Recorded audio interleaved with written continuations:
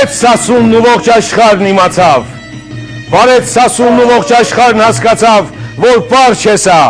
այլ մի ազգի մեծ պատմություն, ուր պարտությունն անգամ ունի հպարտություն։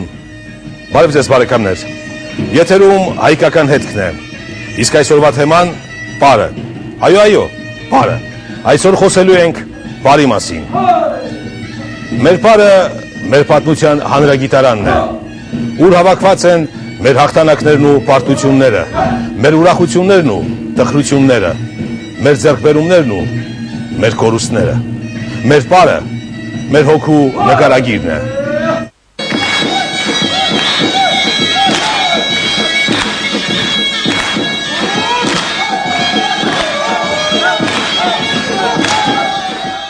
Թերևս չկա ազգային ինքնության դրսևորման առավել պարփակ ու տեսարժան միջոց, քան պարարվեստն է, ազգային պարարվեստը։ Իր ձևի մեջ եզակի այս մշակույթը թեև դժվար է ենթարկվում տեսական վերլուծության, ժամանակի մեջ ծագման, զարգացման եւ ձևափոխության առումներով, այդուհանդերձ հնարավորությունը ընձեռում մեզ բացի իր ներքին գեղագիտության օրինաչափությունները բացահայտելու, հայտնաբերել նաեւ մեծ ծավալի կողմնակի տեղեկություններ վերաբերվող ազգի արխայիկ ծիսադավանաբանությանը, բանահյուսությանը, ավանդույթներին ու կենսակերպին։ Այդ իմաստով պարարվեստը իր գեղագիտական արժեքից զատ մեզ է ներկայանում իբրև վերծանման ենթակա մարմնային ռիթմիկ շարժումների մեջ կոդավորված տեղեկատվական յուրատեսակ համակարգ։ Սակայն այս ամենի համար հարկ է նախևառաջ կարողանալ զանազանել ազգային պարը անհարկի ինքնակամ ներմուծություններից ու օտարամուտությամբ խեղված տարրերից, ինչը հույժ բարդացնում է այս արվեստի մասնագիտական լուրջ պահպանությունը։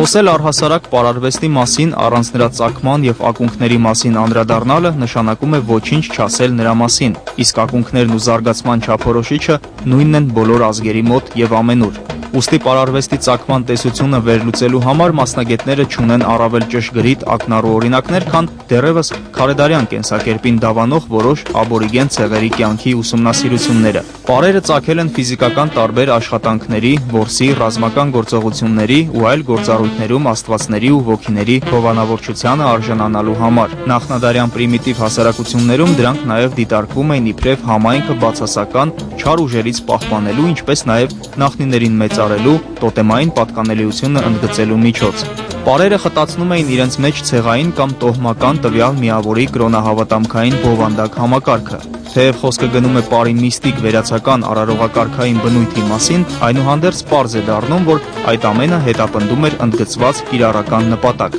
Ծեսն առհասարակ մեր նախնիների կողմից ընկալվում էր իբրև ռացիոնալ գործառույթ, կոչված ապահովելու համայնքի բնականոն կյանքը, թե կենցաղավարության, թե սննդի առատության, թե ռազմական ամրության եւ թե ընդհանուր բարեկեցության տեսանկյուններից։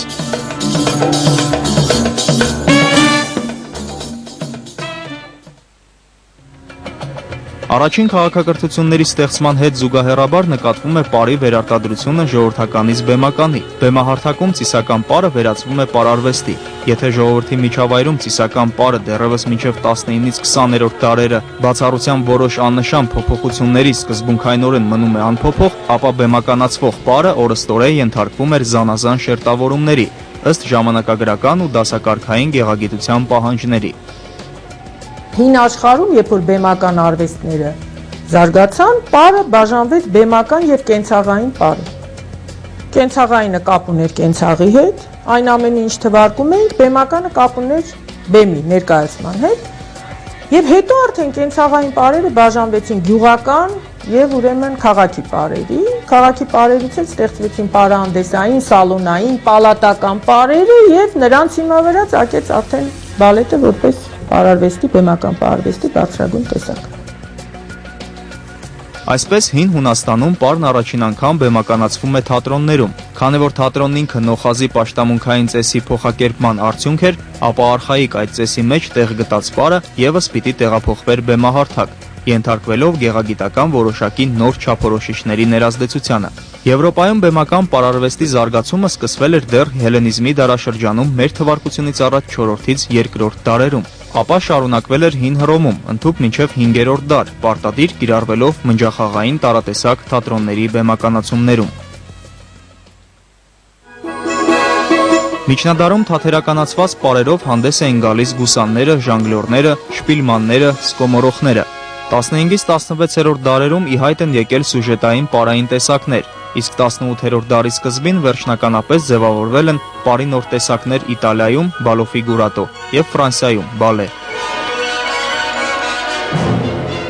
16-ից 17-րդ դարերում Եվրոպայում լայն տարածում են գտել պարահանդեսային պարերը։ 18-րդ դարի սկզբից պարային ներկայացումների ի հայտ գալով պարարվեստը հարստացել է նոր արտահայտչամիջոցներով, տեխնիկայով։ 1661 թվականին Ֆրանսիայում հիմնադրված Պարի թագավորական ակադեմիան մշակել էր պարի արտահայտչամիջոցների մարմնի շարժման դիրքի կանոնակարգված համակարգ, որը հետագայում անվանվել է դասական պար։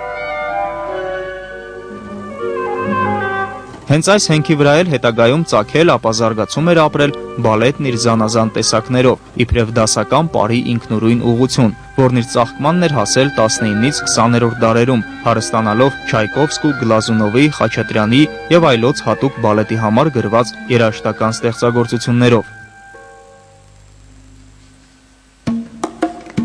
Ժողովրդական ծիսական պարի փոխակերպումը երբեմն ենթադրում էր այնպիսի կտրուկ տրանսֆորմացիաներ, որ արդյունքում թե պարային էլեմենտները, թե պարի բովանդակությունն ու նշանակությունը կիրառում էին գտնում գեղագիտության հետ բացառապես կապ չունեցող ոլորտներում։ Օրինակ հայտնի է, որ արևելյան, մասնավորապես չինական մի շարք մարտարվեստներ ձևավորվել են հնդկական ծիսական պարերի հիման վրա։ Հնդկական տարատեսակ կրոնահավատամքային համակարգերում ծիսական զույգ պարն ու մենապարը առանցքային դեր էին կատարում։ Իմաստավորված բոլոր շարժումները կատարելու համար պարող քրմից կամ ադեպտից պահանջվում էր աննախադեպ ճկունություն եւ կոորդինացիա։ Սա ենթադրում էր ֆիզիկական դիմացկունության, ուժերի ժամանակի մեջ համաչափ վերաբաշխման, տոկունության դաստիարակություն, այսինքն այն ամենը, ինչ օդի պես հարկավոր է լավ մարմնամարզիկի համար։ Ժամանակին ջայնիստ հոգևորականների եւ Մախայանայի բուդդիստների հետ միասին հնդկական ծիսական պարարվեստը սպրդել էր Չինաստանի արևմտյան շրջաններ, որտեղից էլ հարստանալով տեղական ավանդական շերտավորումներով արդեն ուշուի եւ քունֆուի տարատեսակ դպրոցների տեսքով տարածվել էր բովանդակ երկրով մեկ։ Պատահական չէ, որ Չինաստանում, Կորեայում հենց բուդդիստ հոգևորականների միջավայրում էր տարածված մարտարվեստների լայն ուսուցումը։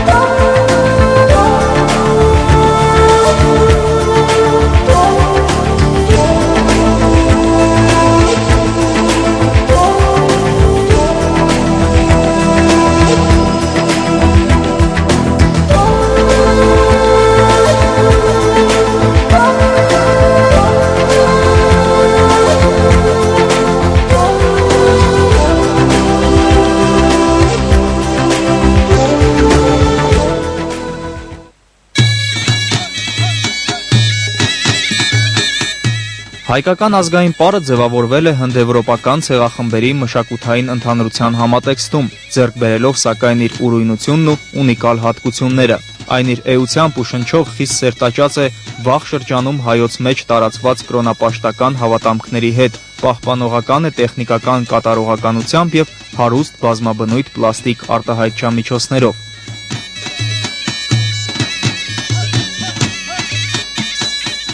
Կարելի ասել, որ հայկական պարարվեստը ամենահարուստներից մեկն է, եթե ոչ ամենահարուստը, որովհետև մեր կենցաղը շատ բազմազան է եղել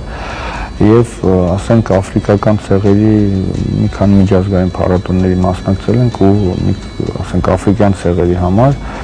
իրենց ամենամաքսիմալ ասենք բնույթի պարերը դա բերքատվության հետ է կապված, որպեսզի սովամահ չլինեն եւ կապված է սերունդ ունենալու սերնդի շարունակության խնդիրը։ Մասնագետները թվում են մի քանի 100 հայկական ազգային պարեր, որոնցից շատերը պահպանվել են ամբողջությամբ ու նույնիսկ տարբերակներով, շատերից էլ մնացել են սոս կանոնները կամ աննշան էլեմենտներ։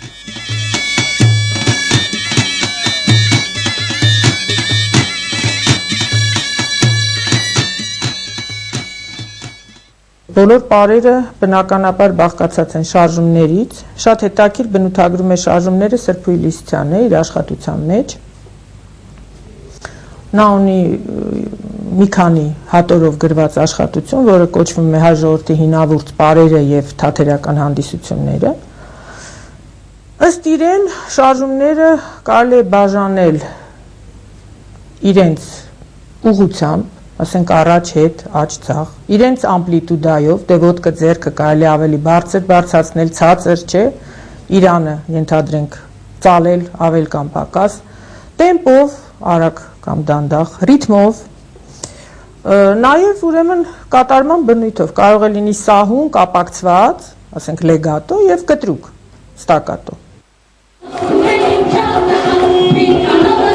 Հայկական պարերը ոճի, ծիսական կիրառության, կատարողական եղանակների եւ շատ այլ առումներով բաժանվում են խմբերի ու տեսակների։ Այսպես գոյություն են ունեցել կենտ պարեր, մենապարեր, ինչպես նաև զույգ պարեր եւ խմբապարեր, որոնք իրենց հերթին կարող էին լինել արական, կանացի, խմբապարերի դեպքում երբեմն նաև խառը։ Պարային գրեթե բոլոր տեսակները եզակի բացառություններով ունեին պաշտամունքային ծագում, ինչը բավական հստակ արտահայտվում էր նախ տվյալ պարերի անվանումների մեջ, ապա շարժումների բնութագրական պլաստիկ լուծումներում եւ այլն։ Առավել մեծ տարածում ունեին արևապաշտական, բուսապաշտական, թռչնապաշտական ու կենդանապաշտական, այսինքն տոտեմիկ պարերը։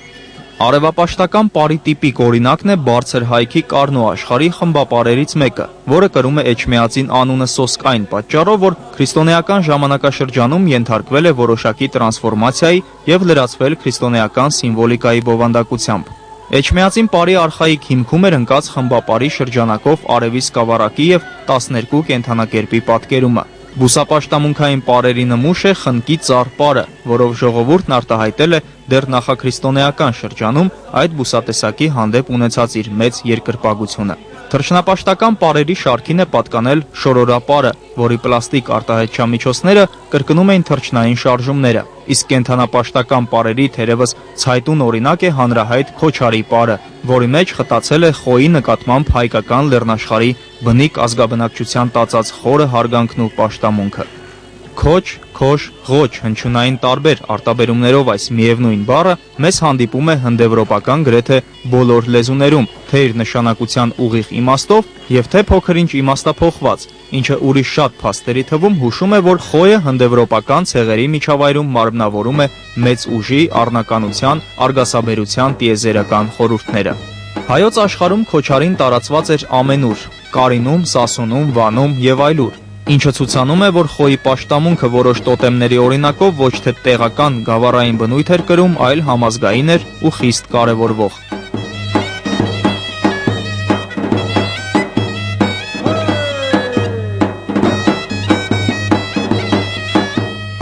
Մեր համար խոյիրոք եղել է պաշտամունքի իր առարկա, որովհետև մենք տեսել ենք իր խրոխտությունը, իր առնականությունը, վճռականությունը պայքարելուց եւ այդ խոյահարման շարժումը եղել է այն խորհրդանիշը, որը կրկնելով, վերարտադրելով հայ տղամարդը կարողացել է ստանալ այդ առնականությունը։ Եվ այս կերպ, երբ որ մենք նայում ենք շարժումների մեջ, նույնիսկ այն քոչարիները, որոնք խոյահարող շարժում չունեն, ինչ որ մեկի համար անհասկանալի, բայց ավելի քան հասկանալի, տղամարդիկ պարում են գլուխները կախ։ Սա հենց խոյահարելու, խոյի այդ գլխի կեցվածքը բռնելու իրողությունն է, որովհետև խոյը ճակատով չէր հարվածում, այլ հարվածում էր մի քիչ ավելի գլուխը կախ, խոյերով, իր պոզերով էր հարվածում։ Եվ դրա իսկ պատճառով գլուխը միշտ մի փոքր կախ է եւ հիմա արդեն միգուցե պարողների մի մասը չհասկանան են, բայց ենթագիտակցային իրենք ընդունում են այդ կերպը։ Վերոհիշյալ պաշտամունքային պարերից բացի ժողովրդի մեջ լայն տարածում ունեին այսպես կոչված աշխատանքային պարերը։ Սրանց ուղեկցող հնչյունային երգային տարրերը, ապա ռիթմիկ եւ պլաստիկ շարժումների լուծումները վերարտադրում էին որևէ կոնկրետ կենցաղային աշխատանքի հատկանշական աֆեկտիվ գործողություն։ Կան շարժումներ աշխատանքային, որոնք վերարտադրում են աշխատանքային պրոցեսը։ Ըստ որում այդ շարժումները շատ մեծ դեր են խաղացել հին աշխարհում, որովհետև թվում էր, որ կատարելուց այդ շարժումները պարերի ժամանակ կարելի է ուրեմն աստվածներին համոզել, որ հովանավոր են։ Խնոցու հրումը, հունձքը, կալսումը, վարն ու ցանը ամեն ինչ կարող էր նման պարերի համար ոգեշնչման եւ պլաստիկ շարժումների աղբյուր դառնալ։ Այս պարերը ոչ միայն մեծարում էին աշխատանքի էությունը, այլև ունեին կիրառական ուղիղ նշանակություն՝ վարժեցնել մարմինը տվյալ աշխատանքի համար։ Աշխատանքային պարերը նույնպես զուրկ չէին պաշտամունքային բովանդակությունից եւ յուրատեսակ ուղերձներ էին հանդիսանում երկրային ուժերին, համայնքի, ընտանիքի համար բարեկեցություն, արգասաբերություն թախանձելու նպատակով։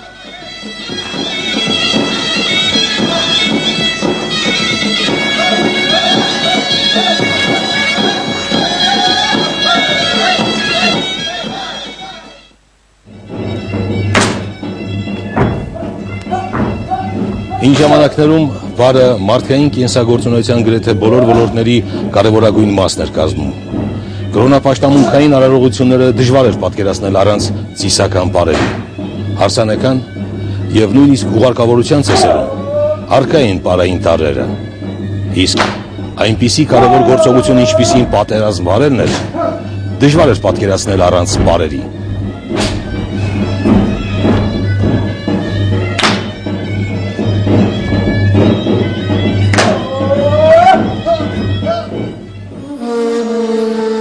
Որքան էլ զարմանալի լինի, հին աշխարհում ոչ մի պատերազմ հնարավոր չէր պատկերացնել առանց համապատասխան պարի։ Դեռ քարե դարում մարդիկ որսի կամ հարևան ցեղի դեմ պատերազմի գնալուց առաջ երկար ու մանրամասն արարողակարգերից բաղկացած ծեսեր էին կատարածում, թախանձելով աստվածների կամ ոգիների հովանավորչությունը։ Առնական պարերը նման ծեսերի հիմք էին կազմում։ Հաղթանակ խորհրդանշող այն պարերը կոչված էին գրգռելու ռազմի ուժերին ու կախարդելու թշնամուն կամ որսը, վաղորոք ենթարկելով զոհ դառնալու ճակատագրին։ Այդ սովորույթն իր կիրառումն էր գտել մարդկության կողմից մղվող պատերազմների բովանդակ ընթացքում։ Դեռ հին հույները ճակատամարտից առաջ եւ նույնիսկ ընթացքում գրոհի գնալիս երգում էին պեաններ կոչվող ռազմական հիմներ, որոնք ուղեկցվում էին պարային որոշակի կտրուկ շարժումներով։ Թշնամին, ինչպես ենթադրվում է, սարսափի պիտի գար եւ ընկճվեր նման տեսարանների մոգական ազդեցությունից։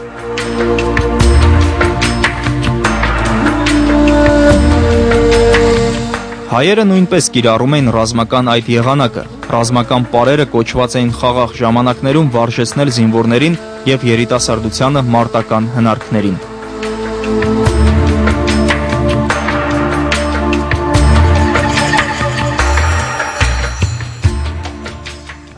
Շատ կարևոր նշանակություն են ունեցել մարտական պարերը։ Մարտական կամ ռազմական կամ պատերազմական, ոչ միայն մեր ժողովրդի մշակույթում, նաև բոլոր հին ժողովուրդների մոտ, հին Հռոմում, Հունաստանում, դա եղել է երիտասարդության ինչ-որ սպորտային կամ ֆիզիկական զարգացման մի շատ կարևոր տարր է։ Կրկնել են այդ պարերը ռազմական շարժումներ, շատ հաճախ կատարվել են զենք ու զրահով, ասենք Թուր, Վահան, Նիզակ, մեզ մոտ այդպիսի պար կա, չէ, թրախախ, որը պահպանվել է։ Ռազմական պարից Քոչարին, Մշոխըռը, Դնգոն, Քերծին, այդ բոլորը համարվում են ռազմական պարեր եւ կատարել են եւ զույգով, եթե ենթադրենք մենամարտահիշեցը, եւ խմբով կարող էին կատարել։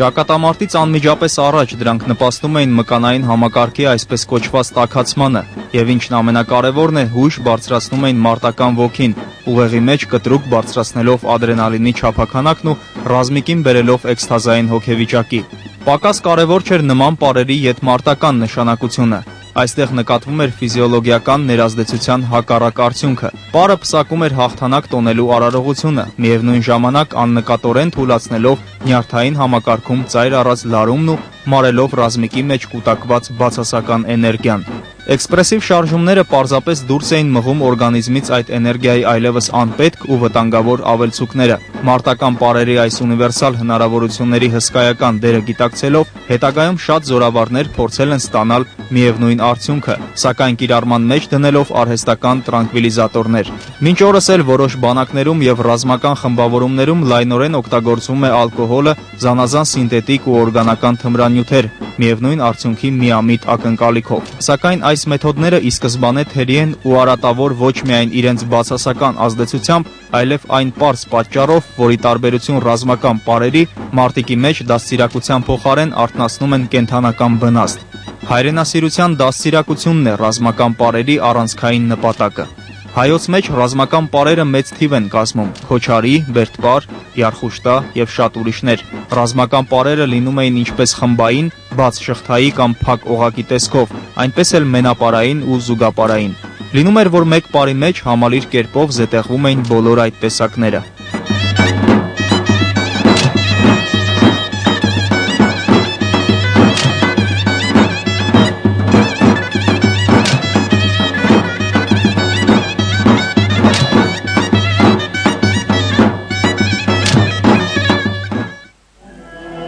Ասում են, թե ամեն ժողովրդի ազգային պար նման է այն բնության հրաշալիքներին, որտեղ որ ապրում է այդ ազգը։ Իրավի դժվար է չհամաձայնել, որովհետև մեր դեպքում հայկական Քոչարին, Բերդը եւ բազում ուրիշ պարեր ասես հայոց ցիգապանց լեռները լինեն։ Իսկ կանացի հեզաճկուն պարերի մեջ ասես ալիքվում է լեռնային գետակն ու շորորում Գեղանին Այրյան բարդին։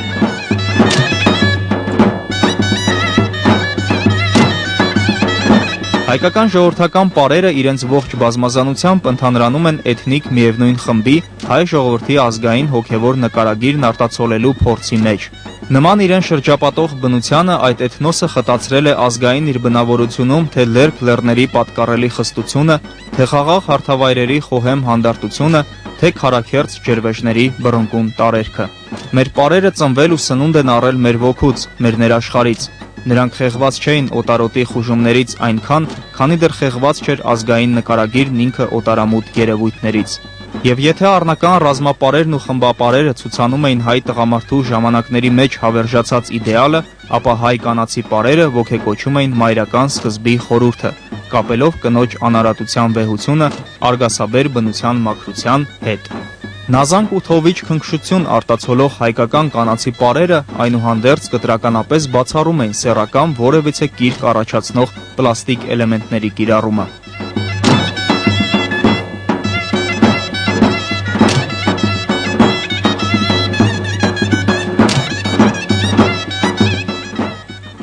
Կոմիտասը ասում է հայկական պարում արգելված են կոնքային շարժումներ, որը սեռական բնույթ է կրում։ Բացի դրանից հայկական պարերում արգելված են երկու արգելված բաներ կան՝ կոնքային շարժումներ եւ գլխի կտրուկ շարժումներ, որը ոչ մի ձևով վեհության հետ կապ չունի։ Մասնագետների մոտավոր հաշվարկով հայկական պարերի ընդհանուր քանակի մոտ 90%-ը կազմում են այսպես կոչված աջ պարերը, պարեր, որոնք աչակողմյան են մարմնի առանցքի շուրջ պտույտների եւ ընդհանուր շարժման առումով, ինչը խորհրդանշում է հաջողության, կյանքի ու լուսավոր ապագայի հանդեպ ունեցած հավատը։ Սրանց կողքին կային նաև թարս պարեր, որոնք ենթադրում էին հակառակ, ձախակողմյան պտույտներ եւ առավելապես նվիրված էին հանգուցյալներին ոգեկոչելու, անցյալին տուրք տալու արարողություններին։ Դրանք սգո պարեր էին։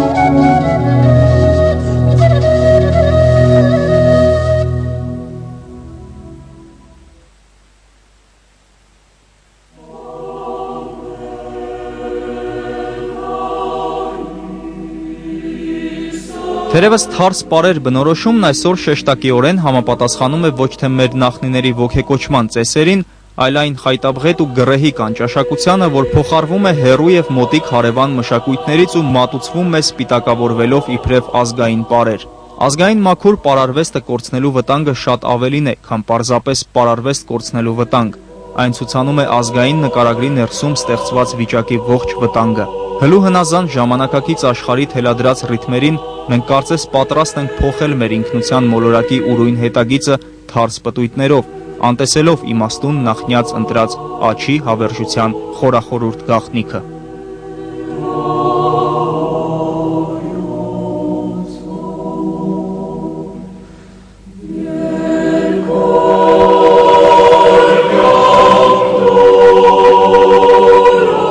Ծիսապաշտամունքային նշանակությունից զրկվելով, պարը վաղուց է արժևորվում մեր մեջ իբրև գեղագիտություն,